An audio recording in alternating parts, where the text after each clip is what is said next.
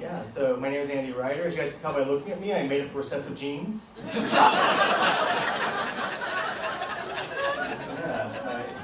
My mom is white, my dad is mostly Filipino, and I look like this, so pretty cool. Favorite part about being part Asian is definitely when people say, no you're not. That's good, thank you, appreciate that. I do understand my dad and I don't look anything alike, we don't have anything in common. The only thing we ever had in common actually is that whenever he was 13, he lost his left leg due to early onset diabetes. When I was 13, I lost my ponytail. That's it. That's all we got. But I used to love when my dad would come pick me up from school. So my teacher would see this brown man walking towards me, and they'd be like, Andy, is that your dad? I'm like, yeah. They're like, he doesn't look like you. And I'd say, oh, that's because I have both legs. No, it's not. Okay, have a good day. It's very good. It's very good. I'm very tall for a partially Asian person. I'm 5'11". I've been 5'11" since I was 10 years old, which is pretty good. If you've ever been worried about being bullied, just be 5'11" for most of your life, and it will not happen. It's really great. But I remember one time I had to go see a doctor because they thought I had scoliosis. And while the doctor was checking my back, he goes, "You're only like 12 and you're 5'11". I was like, "Yeah." He's like, "If you keep growing, you could be 6'4". And I was like, "You think so?" He's like, "I don't know, man." Why are you talking to me right now? Do your job. This is awful. I went to Franklin Delano Roosevelt High School. Our mascot was Franklin Delano Roosevelt. Just an old man. Clapping it up for the team. Fireside chats at halftime. That was the promise. Rival school's mascot, anybody? Polio. That's not, you can't. Okay, that's fine. Whatever. All right. That's cool.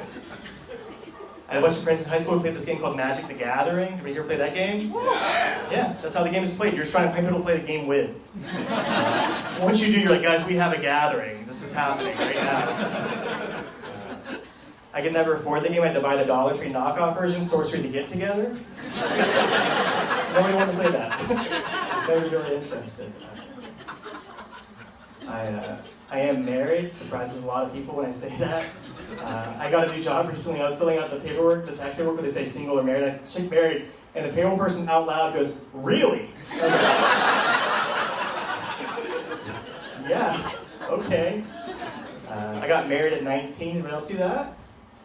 Okay, like Howard's, very cool. Well, you guys don't believe in love? Interesting, all right. No, it's good. We're doing well. I tell her that a lot. I'm like, we're doing well. She's like, are we? Okay. Nice. We've been together for a while. We met at an intervention, actually. Not her intervention. I should say that first. It was not her intervention. It wasn't like we went to her house and people were like, "You got to stop doing meth." And I'm like, "Yeah, and stop not returning my phone calls."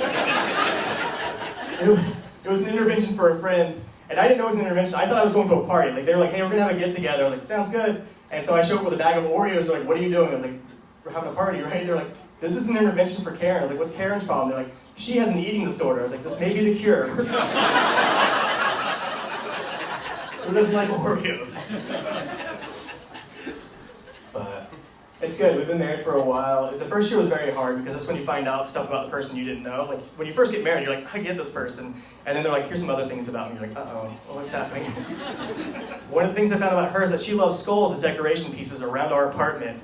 There are skulls all over the place, and she never talked about it when we were dating. Like, never talked about skulls, didn't wear a skull t-shirt, no clue at all. The only clue she ever gave me, actually, is that she referred to her apartment as the Bone Zone. I was like, the place sounds awesome, you know?